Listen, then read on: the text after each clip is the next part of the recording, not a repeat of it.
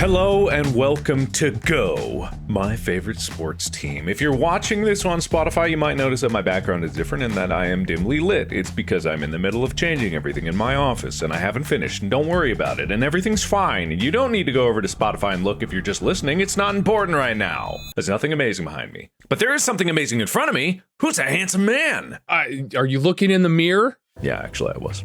Oh, dang it. I set myself up.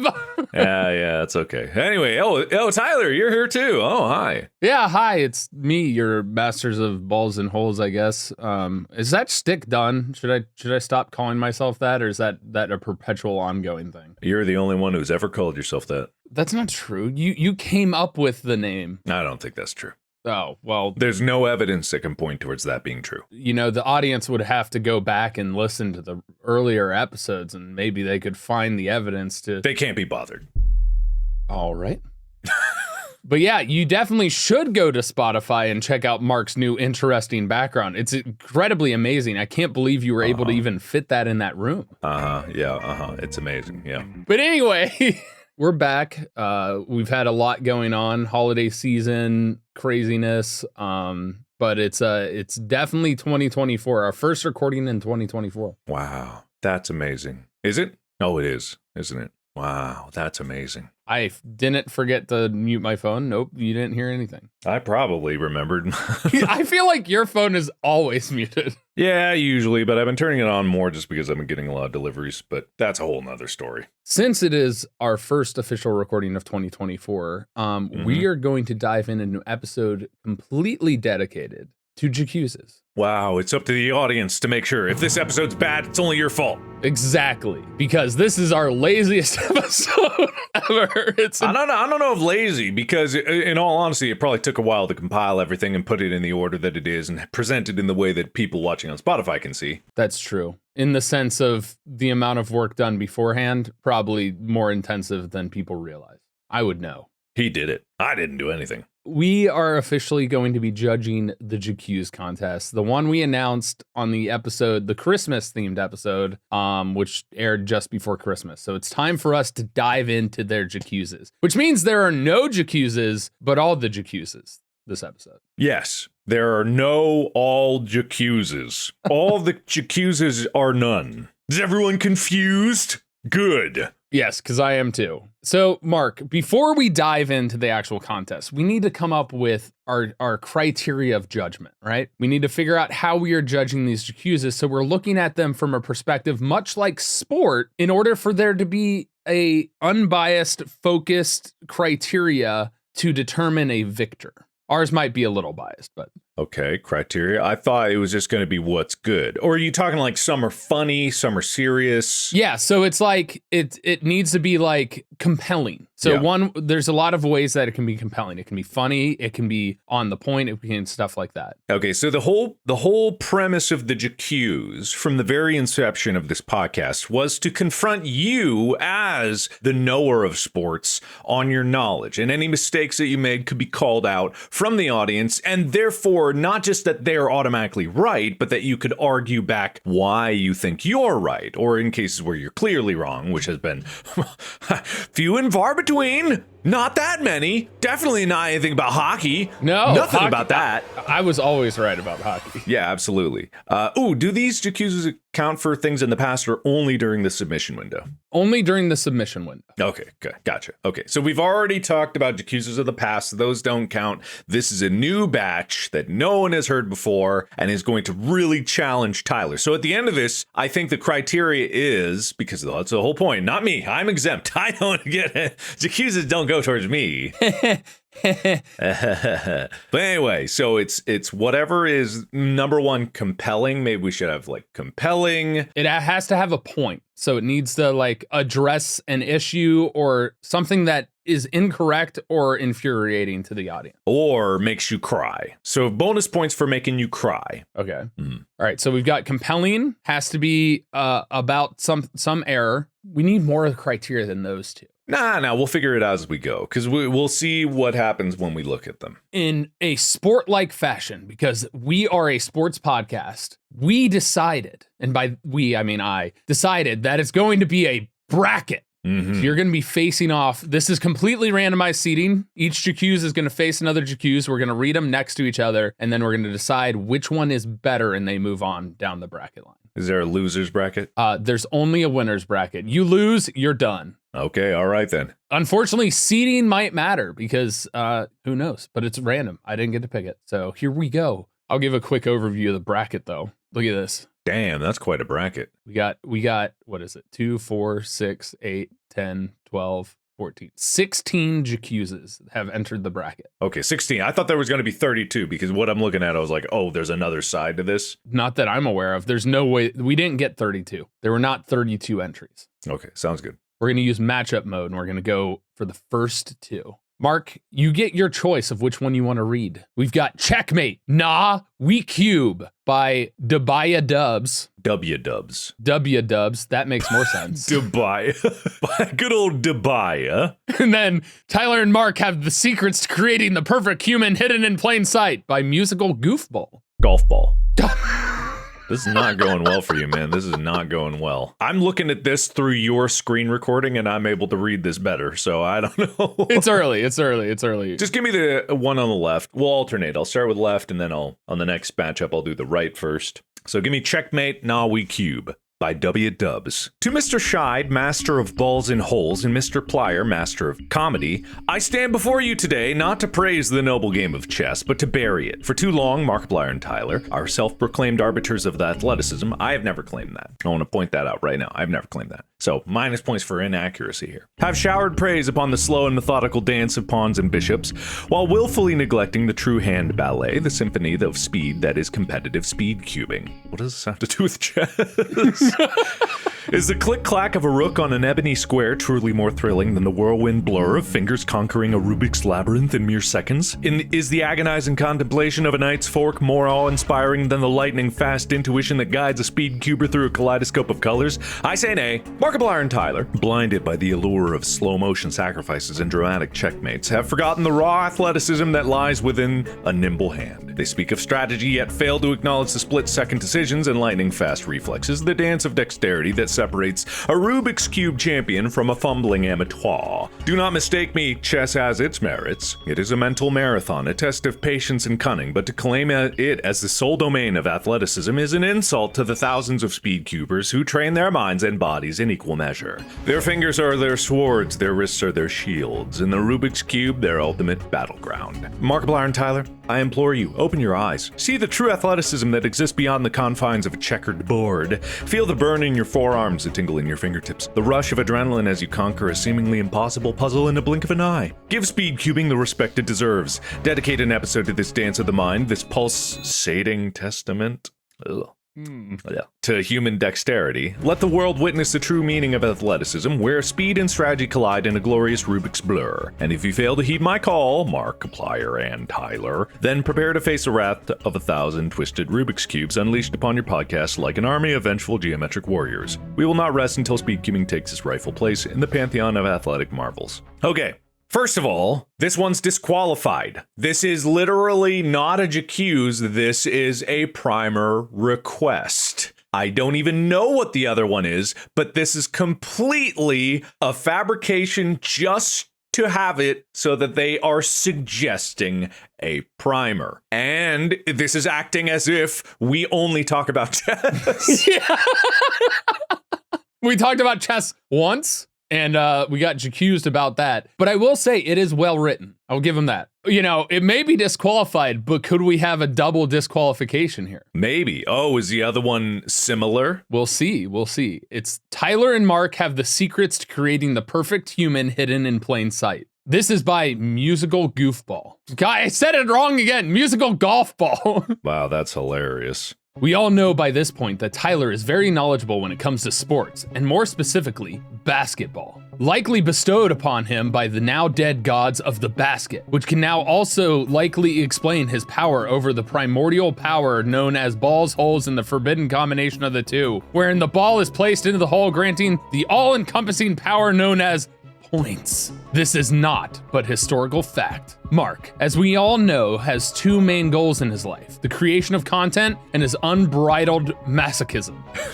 What many don't realize is that these two traits have combined into an unholy lust for mad science. Mark has admitted to personal body augmentation through testicular... No, that's not testicular. Yes, it is. Oh, it is testicular enhancement.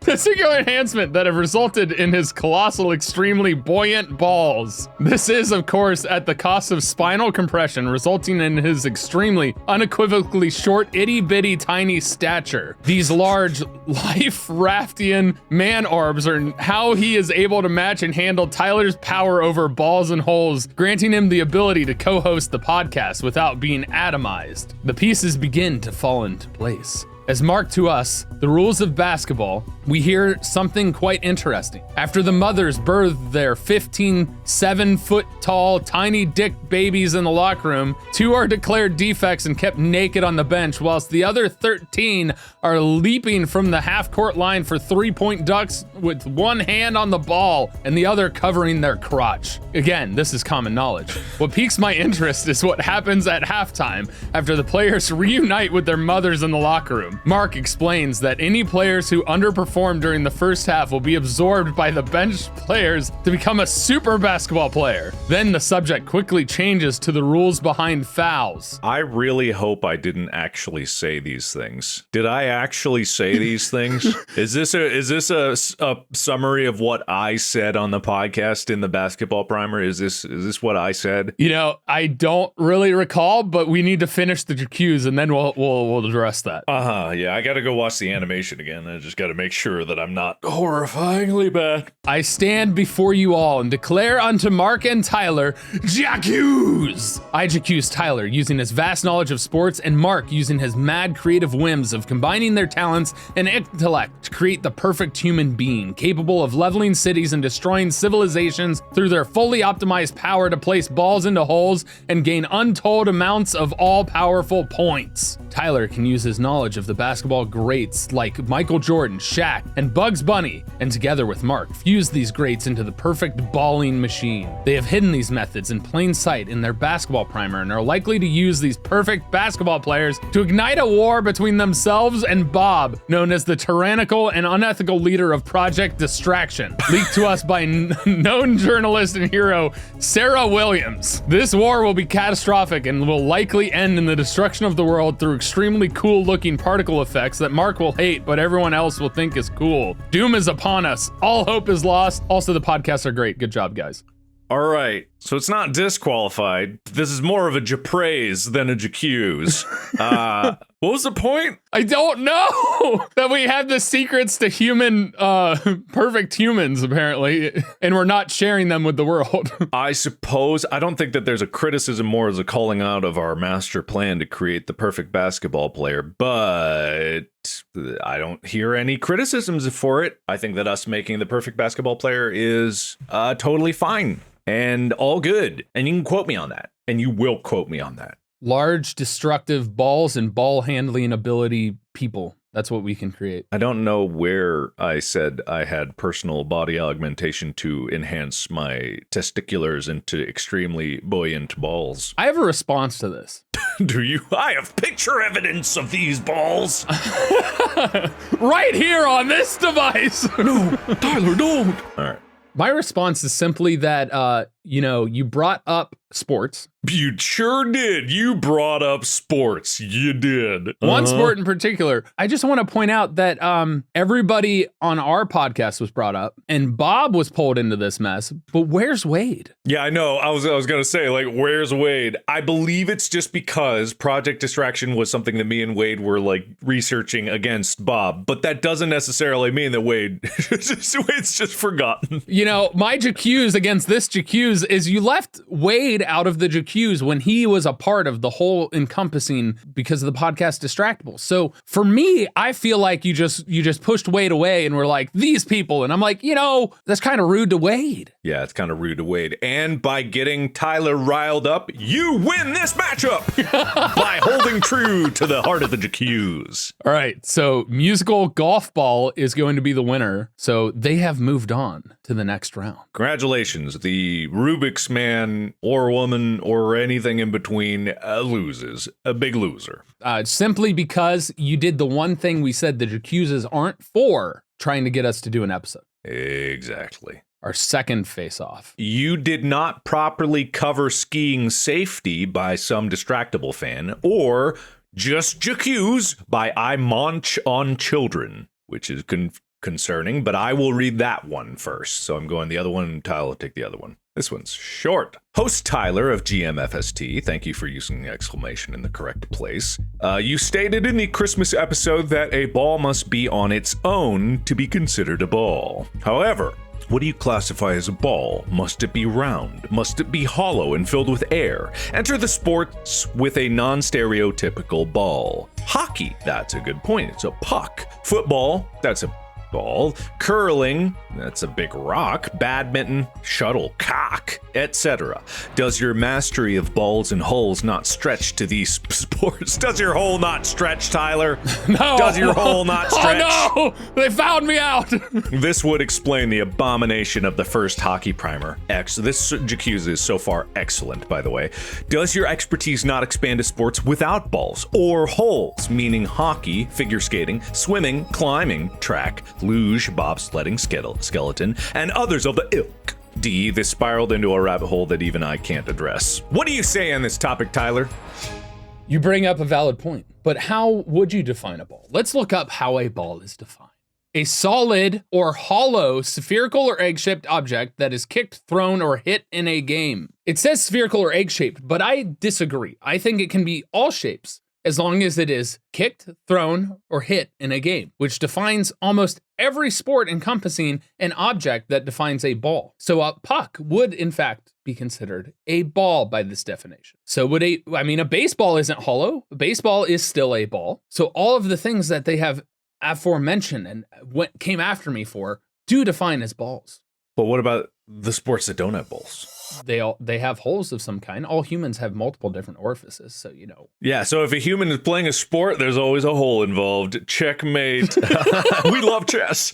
I love this J'Accuse just because it actually does challenge the statement that you made, and I think it does it in a really well. Your rebuttal did not convince me entirely. I don't even remember what the original article or the argument was, but I'm not convinced. I'm on the ghost side. That's also fair, because I would never declare myself as a true master of all sports, because I have not spent a significant amount of time playing and or practicing that in order to be trained to mastery. What? I thought you had a master's degree. This is why I wear the headband all the time. Every single time I turn my head, it's just like hair in my face. I have a master's degree, but that does not mean I have learned about every single sport. Much like when Mark brought up the Korean sports, a lot of them I did not know, I had never heard of. Therefore, my mastery of balls and holes only encompasses the sports in which I do know, have played, but I am continuing to expand my knowledge as this podcast continues, because I am doing research, I am learning and educating myself further, because that is the goal of life. Wow, well done, I Munch on Children. You really got Tyler on the defensive here. He is backed into a corner and he can't. You might get the whole win just by making Tyler flustered. He's crying. He's crying, everybody. Go to Spotify, watch him. He's crying. All right, read the next one. The next one is by some distractible fan. Interesting that they're on GMFST. Interesting. Title, you did not properly cover skiing safety. In the skiing primer, you did a phenomenal job discussing the history and types of skiing. However, you did not give skiing safety the proper coverage that it is due. You even talked about how many people die from skiing accidents, yet neglected to cover how such atrocities can be avoided. As someone who nearly perished in a skiing accident, I feel it is now my duty to share my knowledge. Firstly, safety gear. Your safety gear consists of your helmet and goggles. It is imperative that you wear these because if you fall, you do so, you could suffer severe head injury and die. I myself headbutted a tree at 50 miles per hour.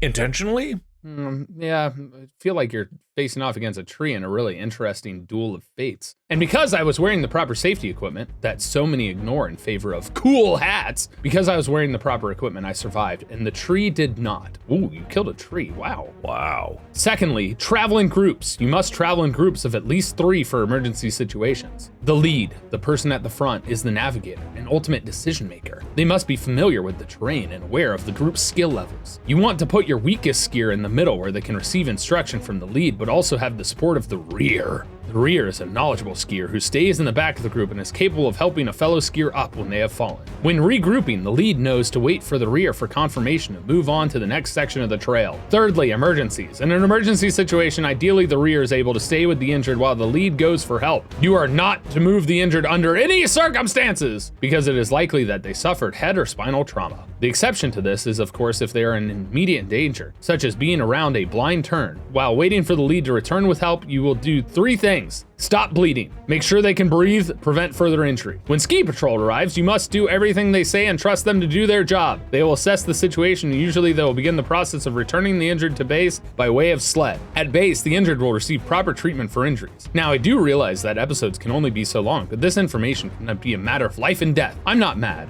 I'm disappointed. This is a good J'Accuse, just because it does address something that I have said many times. Tyler seems to be a reckless douche nozzle. He's always putting babies in precarious circumstances, in harm's way. In fact, he seems to know the most harmful way to put babies in danger. What do you mean? What do you mean? It's not intentional. What? Me? I would never force a baby to climb Mount Everest because it's I would funny. never force a baby. Oh, no, babies don't like Everest. They don't like the cold. No way. What do you mean? Babies like to climb. Yeah, okay, good. This is a tough one. My vote goes towards the initial J'Accuse just because it hits you directly at something you said. This is just an acknowledgement that we don't talk about safety. And that's a very good point, and we should talk about safety a little bit more. But is it really hammering something that you specifically said as a counterpoint? No. My other thing too is with safety, there's a lot of different guidelines for different things. And with this different variants of skiing in particular, there's like, if you're skiing on the slopes, what they are saying is not necessarily completely needed. You're not going to go 50 miles per hour on a ski slope, on an actual groomed ski slope, unless it is in a controlled environment and you're set up that way. And if you are, you're technically breaking the ski slope laws, because if you run into another person on the slopes going 50 miles per hour, you're both probably going to be pretty banged up. Whatever, man. I think that the point of the podcast was not to go into deep depth of safety, but maybe I should address safety even more. But I do have to agree that the addressing of the balls was a direct J'Accuse at me. It was not something many would think of, and I think it addressed a point of questioning my ability as opposed to questioning and trying to add an addition into an episode particular. They're both good though. So I leave it to the reader of the J'Accuses. I vote for the first J'Accuse because it was short, sweet, and it hit you where it hurt. It made you cry like a little baby, and you probably saw yourself crying in your video monitor, and you were like, I really want to put that crying baby in a dangerous situation. Oh boy, I want to put that baby at the bottom of the ocean with a mini air tank and a pacifier and tell him to choose. So the one simply titled J'Accuse is your victor? Yes, I think so. By I'm On's Children. It has been chosen. Which is coincidental here. It's coincidental in the discussion that we're having, but I think that. These are both by the same person. Very fitting that they're against themselves. Oh, interesting. Interesting. Okay, well, at least interesting that we have 2 entries. They might get double disqualified for such horrible. So we have the infection of interest and You're Failing Ohio by Overly Bothered. Interesting. Okay, all right. I don't know how fair this is. This is almost like a pass, but if they're both good enough that they deserve to be in here, that's the way, I guess it's okay. So, this is the infection of interest. It has been near a year since that fateful February 10th winter day when GMFST dared to release the NFL football primer. Dared to. I thought that was pretty good. They neglected to mention the obsession that can come with watching such things as the sports skitball games. Sports kitball? We might have an immediate disqualification because one of the tenets of this podcast was to eliminate the kind of sports ball conversations and to put sports in a mocking light, because the entire purpose of this podcast is to bridge those that do not know sports and put it in an informational, entertaining framework for those that no. The other way around. For those that not do ports, it's infecting me. Mark! Thank you. So it's trying to get people who don't know sports to package it in a way that it could be interesting and get people into it. So I think that's the point of this. So I'll keep reading. The primer piqued my interest, a limited resource indeed, and I started with what I thought would be one harmless game, and I loved it. Maybe this is exactly what I was talking about. This was the beginning of the end. I watched all the games. All of the games. I used all my screens at once. I got extra monitors for the screens. I borrowed and haggled to use my roommate's screen so I could watch all the games. And watch them I did. I sit in my room of football watching, and I watch my screens to consume the sport of football. I've made it possible to watch 10 games at the same time. I don't even fully understand it. I'm bullshitting my way pretending to be a football understander, but really I'm a phony, bound to the way of football, but I care. I'm feeling emotions with the team wins and losses. I fear that football may consume my soul. I weep for the referees tossing their little colorful flags. I learned endless facts of the players. I dream about being a football. I am a football. Am I a football? I may well wake up to find my head oblong. A football. GMFST did not warn me that sport could be this fun to watch. How dare the sportsgetball not come with a warning this could accidentally be enjoyable. Heed my warning that they so carelessly fail to give. Sports will consume your being if you dare to allow them passage into your soul. The eyes are the windows to the soul, and to the watch a sport is an entry into sport oblivion. This is a J'Praise. This is not a J'Accuse. See, it's a J'Praise that's lingering as a J'Accuse in a way. It's trying to masquerade as a J'Accuse. I say it's very nice. It's very nice. But we on this podcast aren't here to be nice. Just look at that douche over there. Look at Tyler. Oh, Sam, insert a picture of Wade. Look at that douche. Look at that. Yeah, I don't think I've called someone a douche in years. I don't even think I've said the word. I think it's because you were briefly in Ohio. Brought it back. Speaking of Ohio. Oh, yeah. You're failing Ohio. We have heard many times of the origins of the host of GMFST in Ohio, and yet no cornhole primer? Oh boy. Cornhole, which grew its popularity in Cincinnati itself. Cornhole, which was a contested origin, but many believes its conception to come from Ohio itself. Cornhole, which resides in many Ohio elementary and middle schools, as I know it did mine. Honor the legend of the sport cornhole. Indeed, the Ohio sport. Hashtag Cornhole Primer 2024. Wow. We have a very unique situation where one person wrote a J'Accuse and has somehow managed to make a J'Praise and a primer suggestion go up against each other. I think we have a double disqualification and they're eliminated from the bracket. I will say this, Mark. I think some of J'Aprecious should come through, but I will allow your double disqualification because they had a double entry into the contest. Yeah, whatever. But I have to pick one to move on because that's just how the brackets work. Pick the other one, not the cornhole primer suggestion. I did. But they're probably going to lose the next one automatically. Oh, yeah, for sure. Oh, yeah, for sure. We have two more up. We have another simply named J'Accuse by Jman20141. And then paragliding is not a sport, which I'm already ready to argue. Okay, well, this is on my side of the argument here. By KM Kealoha. KM Kealoha? That, all right. KMKE Aloha? Something like that. Oh, Kimki Aloha. That makes more sense. Ah, yeah, that could work. Paragliding is not a sport by Kimki Aloha. J'Accuse, Tyler. How dare you? How dare you? So-called master of balls and holes. Your argument for paragliding to be a sport is that there's competitions. That's what it says. Competitions. Hypocrisy! I had to pause the episode to write this J'Accuse because if there's one thing I hate in this world, it's hypocrites. If paragliding is a sport based on the sole reason that there are competitions, then the great and ancient game of chess should also be considered a sport in your eyes as well, good sir. Chess, after all, is an Olympic recognized sport, whereas paragliding is not. Take a good look, Tyler, for I have held up a mirror up to your lies, your hypocrisy. And J'Accuse, I think this...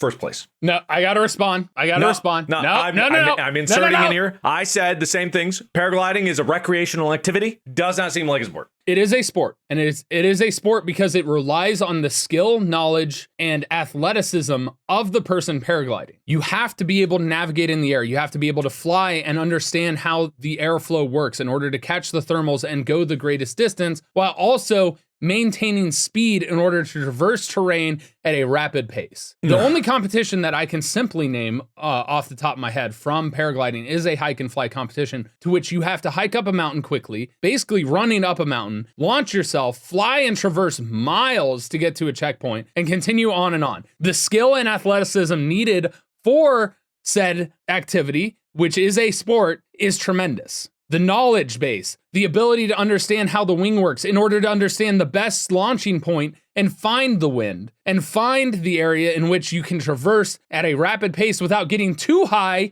to where you're all of a sudden wasting time having to down climb. You have to really be able to analyze and have a strategy going into it and be able to adjust on the fly to what the environment gives you, while also avoiding other flyers in the air, airplanes, and other crazy obstacles such as birds. It is, in fact, a sport on more bases than the fact of competition. You know, birds streaming in with their rocket trails. You know, birds with their MG42s. You know, birds coming in with Thor's hammer and lightning bolts shooting out of their ass. Sorry, their cloaca. You know birds, right? Listen, there's strength, there's training, there's knowledge, there's educating yourself, whereas chess is a game. We specified why chess is not a sport, and it's not simply because it's not a competition. It's a competition, but it is by a fact a game. There is only a set number of possible moves and limited moves based on that, whereas you have an entire environment of multiple different facets of errors and things that can happen within a paragliding to where your life can be, in fact, on the line if things fail. It is a sport, and how dare you try and compare paragliding to chess? Where did we land on cheerleading? It was a sport because of the physicality, the ability to have to teamwork, launch themselves, while also, like, in a competitive atmosphere, create a full routine to which you are having to do very difficult gymnastics movements next to each other. Okay, all right. I mean, that's fair. I was just wondering about that because I couldn't remember where we were. But very good J'Accuse because it got Tyler riled up. How dare you attack a sport that's so meaningful to my brother? Oh, wow. So it's just because it's personal. That explains No, it's because it everything. legitimately is a sport. I can't believe this. And there are different categories of paragliding because there's speed. I can't believe this. I can't believe this. J'Accuse by JMan20141. In the Once Upon a Christmas Sport episode, Tyler proclaimed that a ball is only a ball in sport when it is not attached to something. However, that discounts tetherball. So either Tyler doesn't consider tetherball a sport or his definition of a ball is incorrect. Which is it, Mr. Apocalypto_12? That's a good point. I did address the fact that a ball, based upon the ramifications within the last J'Accuse earlier, which I don't know which one came first, that in tetherball, it would in fact be defined as a ball. Whether it is tethered to an object or not, it is still, by the definition of a ball. The chess piece, you're not hitting or doing anything with. It's part of the piece and therefore is not a ball. Uh-huh. But both of these are adequate J'Accuses, you know? No. I think the paragliding one definitely has merit. And what happens is the winner of this bracket is right. That's not what we said. That's what we have to decide. No. The J'Accuse that gets to the end is deemed correct, and Tyler will publicly declare his acceptance and defeat. No, that is not accurate, but I will agree with you that the paragliding one was the better J'Accuse. It was very J'Accuse-y. It had good words. It really addressed the problem, whereas the other one seemed pretty lazy of just being like, tetherball! No, it's not about laziness. Just because someone's short, it did have a very good argument. It just so happens that there's another one in this competition that argues balls better. That's fair. And also, I will say the paragliding one riled me up a whole lot more. It sure did, because you're wrong. That's not true. Yeah, you're right. You're not true. Oh. I think you should take the J'Accuse to you, Tyler one by Director Shadow, and I'll take the greatest evil ever brought upon this realm, aka Mark and Tyler. Well, that's pretty ominous. We got J'Accuse to you, Tyler, by Director Shadow. Dear Sir Balls and Holes, while I appreciate the amazing episode of the Olympics that you masterfully crafted for your grand audience, I must say I am shocked, appalled that you have never spoken of the grand display of swordsmanship that is fencing. I, a man of class, ask, demand that you craft an episode of the history and the rules of fencing, as well as have your compatriot known as Markiplier to compete as that of an infant. It doth tickle my funny bone. I do hope this letter finds you in good health, and that soon you will regale all world and elegant class. How do you find all this part of fencing must be for now you have a big church through DV or even more. Disqualified. Disqualified. I don't even think we need to read the other one. We don't need to read the other one. No. We'll just skip ahead to the next competition, and whatever it faces next, we'll read it then. I agree. All right, now we got Mr. Apaka, I can't play without wagering money, Lipto. Addressing your gambling addiction. And then J'Accuse or J'Apreesh, ? By Plushy Thief. The other one was by Xantis-13. Okay, all right, I'll read the Xantis one. Mr. Apaka, I can't play without wagering money, Lipto. Thou declareth to be a sports podcast, yet continue to deprive us of some of the easiest, most accessible form of sport that can be played with nothing more than a deck of cards. Must I lower my standards to the how-tos of YouTubes? I speak for the cards. The sport of poker, a quick search on Google, on the Googs, declares poker clearly meets mainstream definitions of a sport, so when shall I expect this primer to be released? We're moving on! We're moving on! J'Accuse J'Apreesh takes the lead after the disqualification. Crossover J'Accuse, Distract Accuse, and Fuckface Field is true. I want to read Fuckface Field is true. All right, let me find the crossover. This one wasn't even copied in. Hold on. I gotta go back. Oh. All right. We'll do that after I read this one. Wow, this is incredible. I gotta admit, they're right. It's a photograph where I definitely said that it's not Frontier Field, it's Fuckface Field, and my God, there is a picture that definitely is real of Fuckface Field. That's incredible, and there's ghosts. By the way, even better, if you Google Fuckface Field, it pulls up the subreddit. That's evidence in and of itself. It's perfect. It's perfect. It's right there. You go on images and you're good to go. Boom. Well, that's simple. I got to see it. Uh-huh. Well done. But we got to read the other J'Accuse to compare. Yeah, absolutely. 100%. This is by Peradventure 3rd L. 2.5 weeks ago, I distract accused the triune of troglodytes about the very sport-like elimination game between Christmas figures. The arguments were competitive and fighting is sportsy, and since Baby Mark goes through dangerous renditions of sport, it is only fair Krampus's fate is heard by the master of balls and holes himself. I resubmit this defense of Krampus. Not a week ago, the loyal congregation was introduced to the episode known as The Return of Ginger Dead Man, the Heart of Darkness. I cross swords forthwith is that which pertains to the spar between the aforementioned Ginger Dead Man and the legendary Krampus, or Krampin, meaning claw. Thou tertiary posse of compadres hast condemned Krampus's mortality to null against the crass cookie, a grossly biased and Philistinian sequitur. I shall expound on the anti-penultimate point now.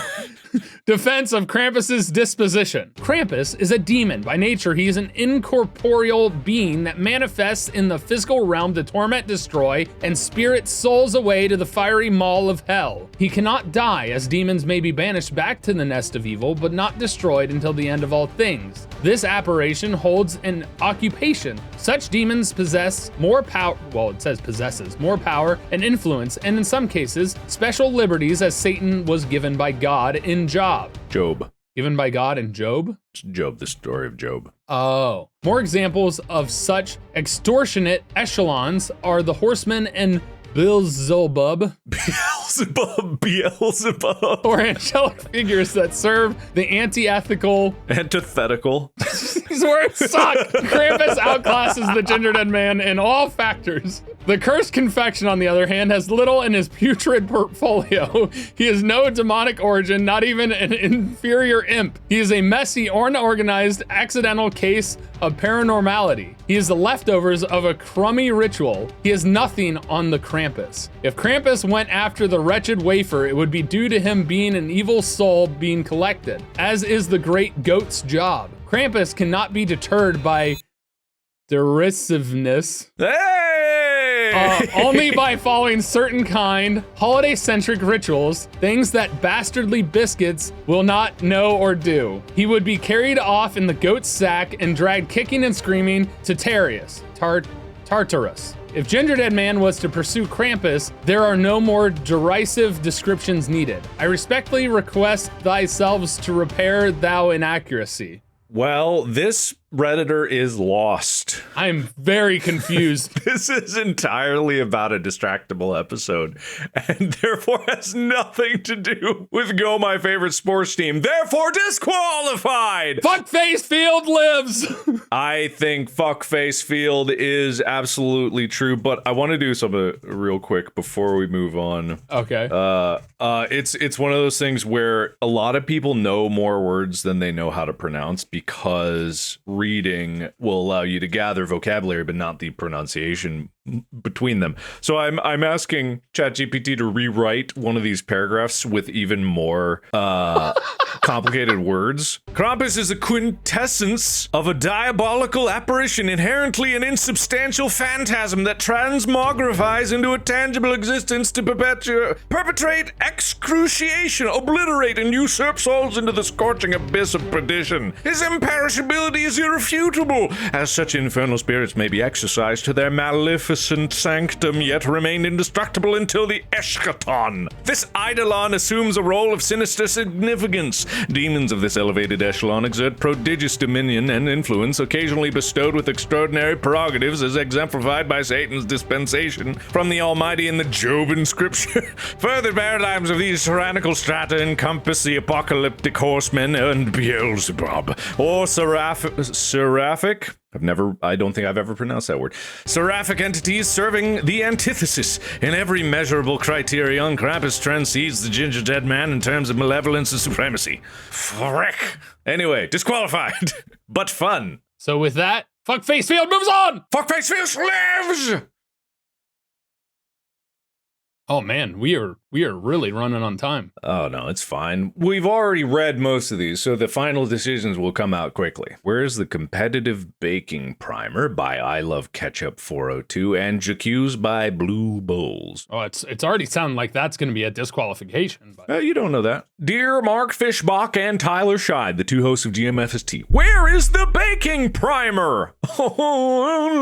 I'm here to provide a list of reasons why baking, specifically competitive baking shows, should be considered a sport. Now, here's the thing. This is nothing I would never think of as being a sport. Even though it's a primer, it probably will lose. We don't know what the other J'Accuse is. This is interesting. Endurance and physicality. Baking for hours on end requires physical stamina, much like an athlete in a sport. Yes, you always see the chef sweating up a storm. The physical demands include standing for long periods of time, moving quickly around the kitchen, and performing tasks that require fine motor skills and strength. Mental strength. Bakers need to stay focused and mentally sharp to follow complex recipes, often under tight time constraints. This is similar to many sports where athletes need to maintain concentration and make strategic decisions quickly. Also, you've got a big tall guy screaming at you about how bad you are at life, and that's always a problem. Competition. Baking shows often involve a competitive element, with contestants striving to outperform each other. This mirrors the competitive nature of sports. Skill and technique. Just as sports require mastery of certain skills and techniques, baking also requires expertise in various techniques, understanding of ingredients, and creativity in design and flavor. Rules and time constraints. Baking competitions have strict rules and time limits within which contestants must complete their tasks. This is similar to many sports that have rules and time constraint matches. Training and preparation, Okay, so this is not a J'Accuse,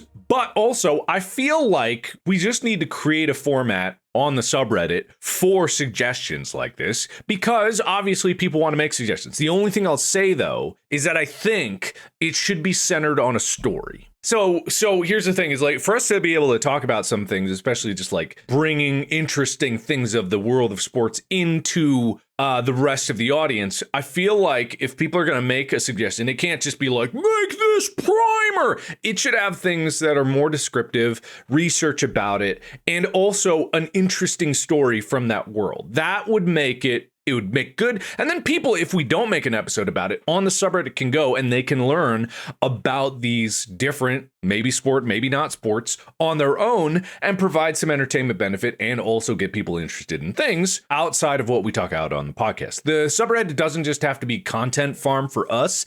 It can be a way for you to introduce something you're passionate about to the rest of the audience and present it in a way and anchor it on a fun story like a historical event, some crazy matchup, some horrifyingly death-defying stunt that occurred in this event. Center it on a story, see what you can make of it. I think that would be very fun. However, this is not a J'Accuse. We also do have a flair for episode suggestions. So if you use that flair, that's where these would fall into line. And it's a good way for you to be able to share those possible episode suggestions with us if you use that flair. But I do agree with Mark. Use the Reddit and use the Discord in particular to be able to commiserate your feelings about things. Share things that you are passionate about that you're like, this is a great story. I feel like this should be a sport.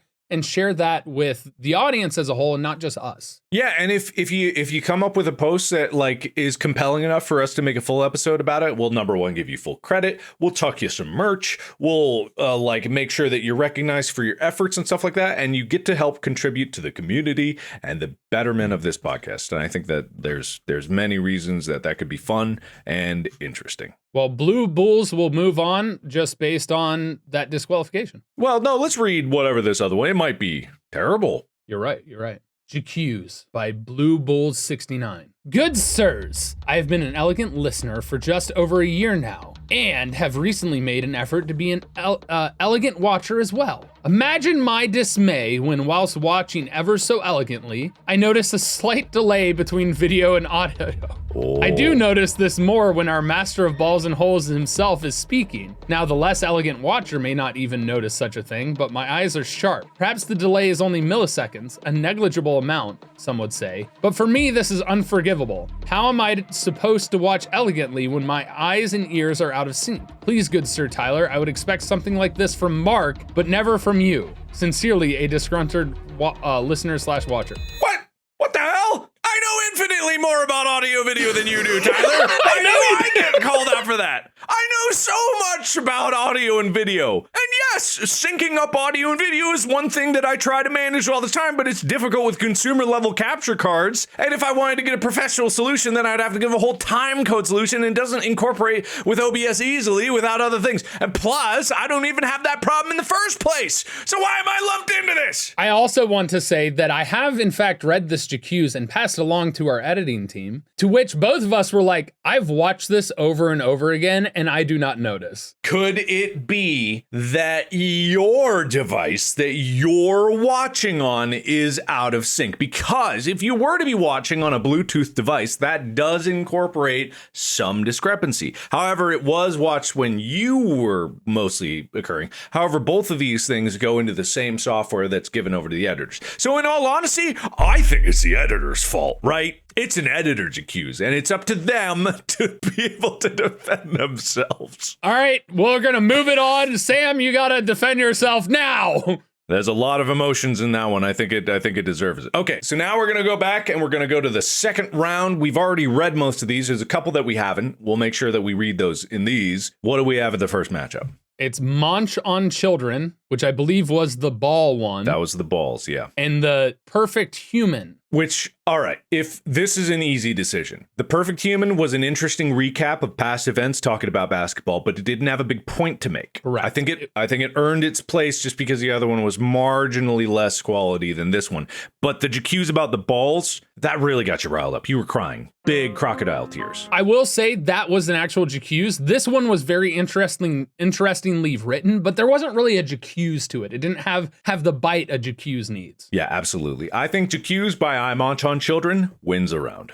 All right. Infection of interest versus paragliding is not a sport. Now, the infection of interest was a J'Praise. It was just saying like, oh my God, I got so interested, I watch everything. But I will say, I found that more compelling than the paragliding is not a sport. That's because you didn't like it because of how true it was, because of how it's not right. True! Given the stakes of this and that the winner of this tournament bracket will be true and right, that one, paragliding has to move on. You have the better judgment because you're the J'Accuse. I've channeled these ghosts for a long time. These are ones we did not read. The greatest evil ever brought upon this realm. and J'Accuse or J'Preach. Okay, so I'm gonna read the greatest evil. Mark and Tyler, how fucking dare you? How dare you spread this propaganda? I have held my silence for too long. Now the perfect opportunity has arisen to right my wrong by failing to hold you to your failure. I was so excited. I made plans, invited my friends, invited my family. I invited your families. I invited Jesus Christ and John Lennon. We were all excited. When the big day came, we gathered around the TV. We held our bowls of chips close and attempted to hold in our excitement, but it never did come. It fired a blank. I cannot believe that you would get your fans excited about the European Sex Championships, only for us avid sex fans to be let down once more. I can't believe you would shake off the loss of our greatest chance at the recognition of sport that we so truly deserve. The sport of sex is not a joking manner. It's not something to giggle about. It's a very beautiful sport with very passionate athletes. We are so close to everything we ever wanted. The Olympic Committee would have deemed us the sport we are, and we could have been broadcast to the world. You haven't even tried to make up for your mistakes, albeit nothing could. Still, however, we have not gotten a sex primer. You excluded us from the tier list episode. You showed a demonstration of chess before a demonstration of sex. This is winning for me right now. Something you never even gave a second thought of to the non-sportness of. At this rate, it looks like we'll be forgotten again. We'll never get our primer. Baby Mark will never be able to experience our glory, even in 18 years. The greatest sport of all, treated like a mere joke. You say soccer is the simplest, most well-known sport? Without sex, soccer wouldn't even exist. Nothing would. We don't just deserve this. We've earned it. And Mark, sports sex is above normal sex. When you have sports sex with someone, you're into a new point of your relationship. If normal sex is a home run, then we are the fifth base. Ah, my God. That is so well done, and it works as a J'Accuse because of the... It's a perfect J'Accuse because we were wrong. We were wrong. I can't believe that one was hiding in there. That is so well done. J'Accuse, J'Preach, you got a hill to climb. Yeah, I don't know about All right, plushy thief. Tyler, Mark, Tyler. I J'Accuse you for making such a good podcast. 4 months ago, I discovered Distractable. I found it really funny, and so when Spotify recommended GMFST to me, I thought, why not? Let's give it a try. I was never one for sports. I did ride by bicycle and go on runs regularly, but I wasn't into sports. And I hate to admit that at first, I didn't keep up with the podcast much. Sure, I listened to a couple episodes, but it wasn't a regular thing. One day though, when the rock climbing primer episode released, I thought, this shit is really good. I want more. So I listened to practically every episode and double listened to some and got really into it. I've been listening regularly since then, and I'm really glad I did because you guys opened my eyes to a part of my life that I didn't know I was missing. Since that day, I've been watching football, basketball, and rugby matches at home with my dad and brother, and I've had really good times. I've been able to bond with them a lot more, and I've actually made a few friends from just sports interests. Just yesterday, I went to see my favorite feminine football team play, and I don't think I've ever shouted harder. I could understand most of the moves they did thanks to your football episodes, and the experience was amazing. I can't emphasize enough how happy I was and the emotion that coursed through my veins when they made each goal. So I'm gonna take this opportunity to thank you from the bottom of my heart. Thank you, Tyler. Thank you, Mark. Thank you, editors, and everyone who works on GMFST behind the scenes. I thank you for making this podcast, for making all of us laugh, and for helping me find a new interest with which I can connect with people. Thank you again, and happy holidays. Oh, that's very sweet. Disqualified. No, that's very nice. In a J'Preach contest, this is the leader. It encompasses the main point of the podcast, which is to open people's eyes to something they didn't otherwise know and find connections with people who are also passionate about that and find a passion of their own. To me, while the greatest evil ever brought upon this realm, we'll move on. This might get an honorable mention for the greatest J'Preach we've ever gotten. It's very nice. I gotta admit, it's quite nice. I like it. Disqualified!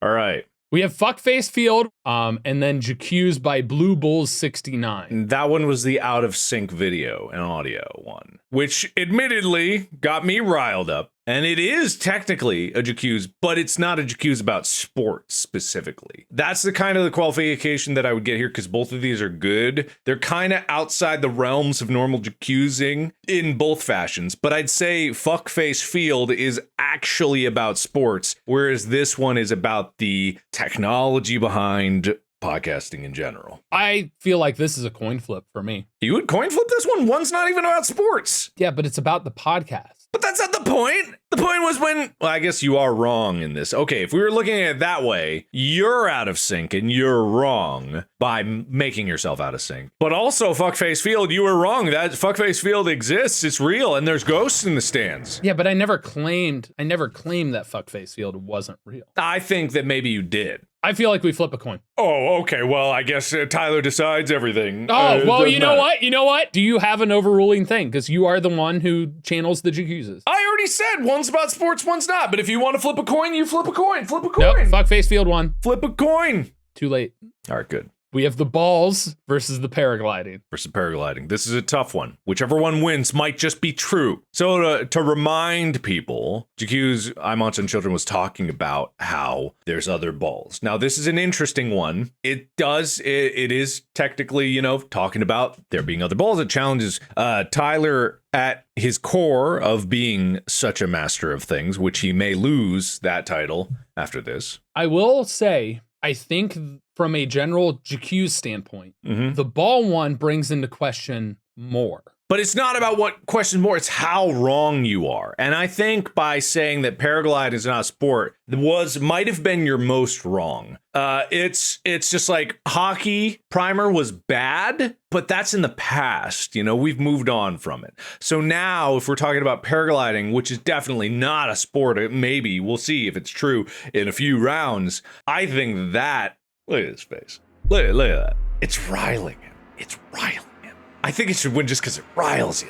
Just because you don't want it to be true. How badly you don't want it to be true. It's not going to be true. I will say it was better. It was better written. I'll allow it because it was better written. They were both similar length, but yeah, that one really. Greatest evil ever brought upon this realm, aka Marco Tyler, is the sex one at Fuckface Field. I think this is a no-brainer. For sure. However, it's up against paragliding for the finals, and I gotta say... No!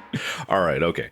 In all honesty, there was one J'Accuse that clearly was above and beyond everything. It had all the criterias. We were technically wrong. The sex competition did not occur. It was very compelling. It was very funny. I enjoyed reading it. It was a fantastic J'Accuse. The paragliding is not a sport one was just above and beyond, better than everything, must be true, right? All right, the sex competition one, fine. The paragliding run riles me up primarily because you perpetuate the thought that paragliding is not a sport. It is not the fact that they brought it up. It's the fact that you did in the tier list. So it hits an itch of me having to face you, not an itch of me having to face them. The sex one, J'Accuse is an actual inaccuracy where we were saying it was a sport and then it was removed and was fake all along and we fell for fake news. Also brings up the good point that sex, in fact, could be sportly. And they had gathered people to listen and were ready for it. It really, they got Jesus, they got John Lennon, both at the same tier, as we all know, of celebrity endorsement. They got him in there, and honestly, that might be the best J'Accuse I've ever read. That might honestly be one of the best. That said, I'm going to make a decision here, if you are okay with it. The Royal Pineapple will in fact win and get the grand prize, but I will also shoot a prize over to the Paragliding is Not a Sport masterpiece, and Kemki Aloha will also receive something. All right, that's fair. That's nice. That's very nice of you. So the Royal Pineapple, while victor. Wait, what? There's more? What?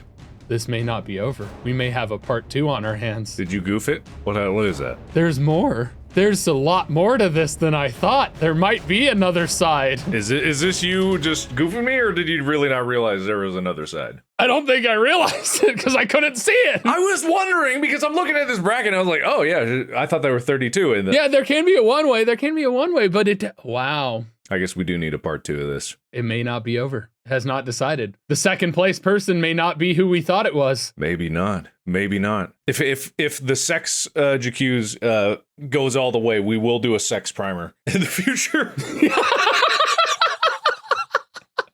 All right, let's do an outro and let's get to part 2 then. Okay, sounds good. Well, thank you guys so much for watching and listening. This has been the beginning of the J'Accuses contest results. We are moving on to round 2, so you'll have to stay tuned for part 2 of the J'Accuses contest to finally find out who actually wins. If you want to J'Accuse us, while the contest is officially over as all entries have been gathered, you can go to the subreddit at reddit.com/r/GMFST to submit your J'Accuses or your J'Apprecias or even episode suggestions. Make sure to use the proper flair. Outside of that, if you want to watch the episodes and see it in all of its glory, you better be watching on Spotify if you have not already. Be sure to check it out over there. Otherwise, you can find Mark and myself on socials, Mark as Markiplier and myself as Apocalypto_12, or you can just search Tyler Scheid. Thank you so much for listening and watching.